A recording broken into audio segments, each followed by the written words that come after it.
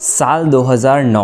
19 साल की ख्याति श्रेष्ठा नेपाल के पाटनगर काठमांडू के जुबिलेंट कॉलेज में पढ़ाई करती थी।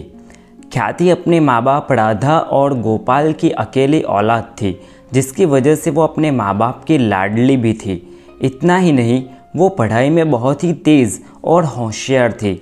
उसकी तमन्ना थी पायलट बनने की और अपनी बेटी के इस सपने के लिए गोपाल श्रेष्ठा ने सन 2006 में अपने गांव का घर छोड़कर काठमांडू रहने के लिए आ गए थे। काठमांडू के बलाजू इलाके में उन्होंने एक अपार्टमेंट रेंट पर लिया और वहीं रहने लगे। मकान मालिक था 42 साल का बीरेन प्रधान, जो कि एक स्कूल में बायोलॉजी टीचर था।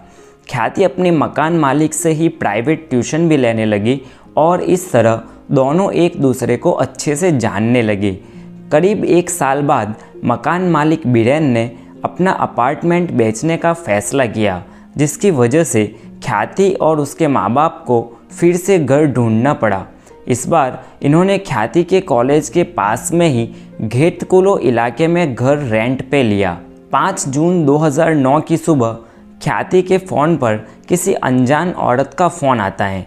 फ़ोन करने वाली महिला बताती हैं कि ख्याति ने महिलाओं के प्रसिद्ध मैगज़ीन वाव की तरफ से 20,000 रुपये का इनाम और पोखरा की फ्री टिकट जीती हैं।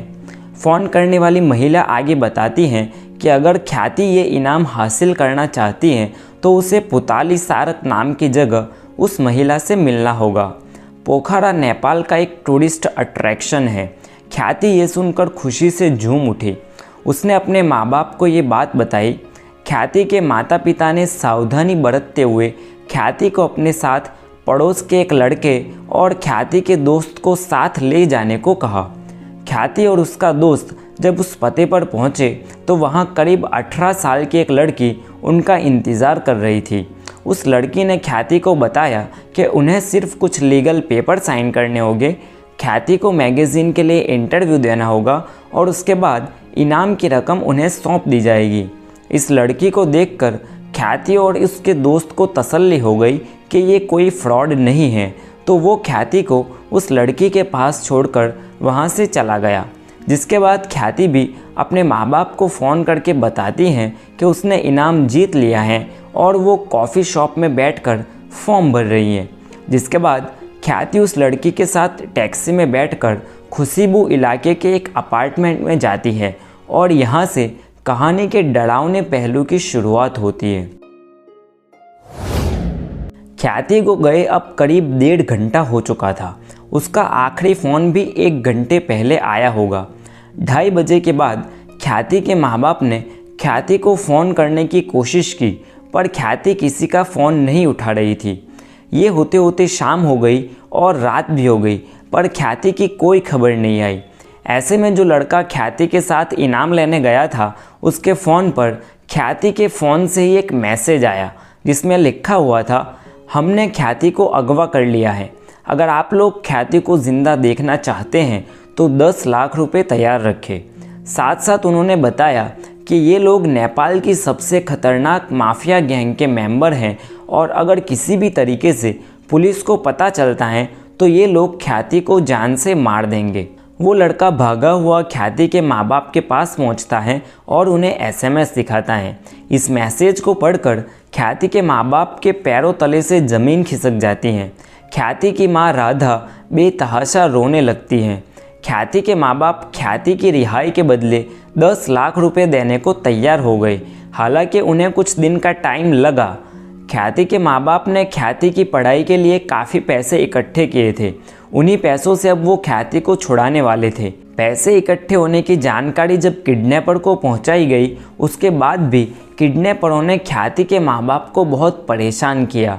वो ख्याति के माँ बाप को SMS के ज़रिए दूर दूर के इलाकों में पैसे लेकर बुलाते और जब ये लोग वहाँ पहुँचते तो पैसे लेने वाला वहाँ पर कोई नहीं होता। एक बार तो ख्याति का कज़िन पैसे लेकर 180 किलोमीटर दूर इंडो नेपाल बॉर्डर तक पड़ गया। वहाँ भी ना तो किडनैपर पैसे लेने आया और ना ही ख्याति के कोई समाचार। ये सब करके किडनैपर शायद देखना चाहते थे कि ख्याति के माँ बाप ने पुलिस को बताया तो नहीं। जब उन्हें तसल्ली हो गई तो आखिरकार उन किडनैपरों ने ख्याति के माँ बाप को काकरबिट्टा नाम की एक जगह बुलाया। काकरबिट्टा काठमांडू से 170 किलोमीटर दूर इंडिया की बॉर्डर पर है। 17 जून 2009 ख्याति के किडनैप होने के 12 दिन बाद ख्याति की मां राधा और उनका नौकर राम 10 लाख रुपए लेकर काकरबिट्टा पहुंचते हैं। दोनों रात एक होटल में गुजारते हैं क्योंकि अगले दिन उन्हें किडनैपर को पैसे देकर ख्याति को छुड़वाना था।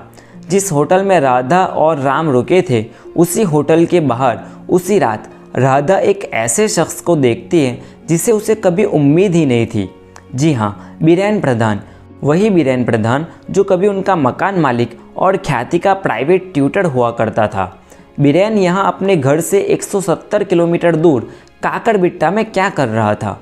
बीरेन को देखकर राधा को लगा कि पक्का किसी न किसी तरीके से बीरेन ख्याति की किडनैपिंग में शामिल हैं। हालांकि बीरेन ने राधा को नहीं देखा। राधा ने अपने घर वालों को अपना शक बताया और ठीक से सोचने के बाद सबने यही सुझाव दिया कि पहले एक बार ख्याति किडनैपर के चुंगल से छूटकर आ जाए, उसके बाद बीरेन को पुलिस के हवाले किया जाए। अगले दिन सुबह राधा का नौकर राम 10 लाख रुपए लेकर किडनैपर की बताई जगह पर पहुंचा। इस बार किडनैपर मुंह पर नकाब बांधकर पैसे वसूल करने आया था। पैसे लेते वक्त किडनैपर ने राम को कुछ कहा, जिसे सुनने के बाद राम भी हैरान रह गया। उसे किडनैपर की आवाज़ जानी पहचानी लगी। उधर किडनैपर को भी लगा कि राम ने उसे पहचान लिया है। उसने चाकू निकाला और राम पर हमला कर दिया। हालांकि राम उसे ठीक तरीके से लड़ा और वहां से बचकर भाग गया। राम जब राधा से वापस मिला तो वो बहुत ही घबराया हुआ था। उसने राधा को अपना शक बताया और कहा कि किडनैपर कोई और नहीं, उनका पुराना मकान मालिक और दोस्त बीरेन प्रधान ही हैं। राधा और राम उसी रात बस में बैठकर काठमांडू के लिए निकल गए। एक दिन तक पूरा परिवार इंतज़ार करता रहा कि शायद वादे के मुताबिक किसी भी वक्त ख्याति की रिहाई हो जाएगी, पर ऐसा हुआ नहीं। जब अगले दिन सुबह तक ख्याति वापस नहीं आई तो श्रेष्ठा परिवार ने काठमांडू पुलिस स्टेशन में बीरेन प्रधान के खिलाफ कंप्लेंट दर्ज करवाई। हालांकि उनके पास बीरेन के खिलाफ कोई सबूत नहीं था। 21 जून 2009 ख्याति के अगवा होने के 19 दिन बाद आखिर पुलिस ने बीरेन को काठमांडू से ही गिरफ्तार किया। पहले तो उसने ख्याति को अगवा करने के बारे में कुछ भी जानने से मना कर दिया, पर पुलिस ने जब सख्ती दिखाई तो उसने अपना गुनाह कबूल करते हुए बताया कि ख्याति को अगवा करने का प्लान पूरी तरह से उसी ने बनाया था। असल में बीरेन को जुए की गंदी लत लग गई थी और उसी वजह से उसके सिर पर भारी कर्जा बढ़ गया था, जिसे चुकाने में बीरेन असमर्थ था। ख्याति के किडनैपिंग के कुछ वक्त पहले ही बीरेन को ख्याति के घर जाना हुआ था, जब उसने ख्याति के माँ बाप के साथ डिनर तक किया था। बातों बातों में ख्याति के माँ बाप ने बीरेन को बताया कि ख्याति पढ़ाई में बहुत ही तेज़ हैं और उनकी ख्वाहिश है कि वो ख्याति को आगे पढ़ाई करने के लिए अमेरिका भेजेंगे, और उसी लिए उन्होंने ख्याति की पढ़ाई के लिए कुछ पैसे इकट्ठे कर रखे हैं। यहीं से बीरेन के दिमाग में ख्याति की किडनैपिंग का प्लान तैयार हुआ। बीरेन का प्लान ये था कि ख्याति के माँ बाप से फिरौती के पैसे लेकर वो अपना कर्ज चुकाएगा और फिर देश छोड़कर भाग जाएगा। अपने इस खौफनाक प्लान को अंजाम देने के लिए बीरेन ने 16 साल की मरीना शाकिया को वाव मैगज़ीन का रिप्रेजेंटेटिव बनाकर ख्याति से बात करवाई। मरीना शाकिया आदर्श विद्या मंदिर स्कूल की स्टूडेंट थी। इसी स्कूल में कुछ साल पहले बीरेन पढ़ाया करता था। इतना ही नहीं, 16 साल की मरीना के साथ 42 साल के बीरेन के नाजायज़ ताल्लुकात भी थे। बीरेन ने अपने कन्फेशन में बताया कि जब खसीबू के अपार्टमेंट में ख्याति ने उसे देखा तो वो भी बीरेन को देखकर हैरान हो गई, पर बीरेन ने किसी तरीके से ख्याति को रोकने पर मना लिया।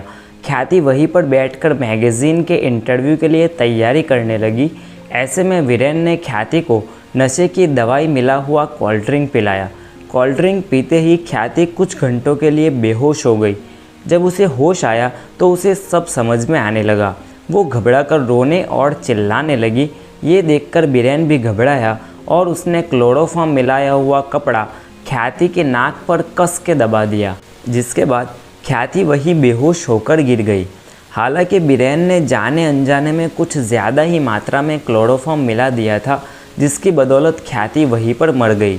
बीरेन को जब पता चला कि ख्याति मर चुकी हैं तो उसने पुलिस से बचने के लिए एक खौफनाक रास्ता ढूंढा।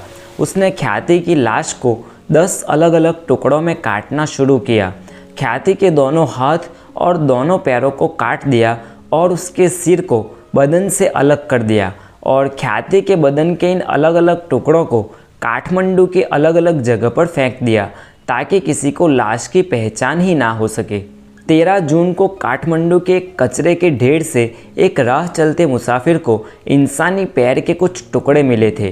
पुलिस को उस वक्त ख्याति के बारे में कोई जानकारी नहीं थी। मिले हुए इंसानी जिस्म के टुकड़ों को अनआइडेंटिफाइड सब्जेक्ट का नाम देकर मुर्दा घर में रखा गया। जब पुलिस ने कुछ सख्ती दिखाई तो बीरेन पुलिस को उन सभी जगहों पर ले गया जहां उसने ख्याति के जिस्म के टुकड़ों को फेंका था। सिम्बुर नदी से ख्याति का धड़ मिला। उसका सर रानीबन नाम के इलाके के एक हाईवे के पास से बरामद हुआ। ख्याति का चेहरा इस कदर गल चुका था कि उसके चेहरे से ख्याति की पहचान ही नहीं हो पा रही थी। डीएनए टेस्ट के बाद ये कंफर्म हुआ कि मिले हुए जिस्म के टुकड़े ख्याति के ही हैं। जब इस हत्याकांड की कहानी लोगों के सामने आई तो नेपाल के लोगों में भारी गुस्सा दिखाई दिया। खास करके स्टूडेंट्स सड़कों पर उतर आए। जगह जगह प्रोटेस्ट हुआ। नेपाल के कानून में उस वक्त मौत की सज़ा का कोई जिक्र नहीं था। कोर्ट ने बीरेन को 39 साल की जेल की सज़ा सुनाई। मरीना, जो कि उस वक्त नाबालिग थी, उसे भी 34 साल की सज़ा सुनाई गई।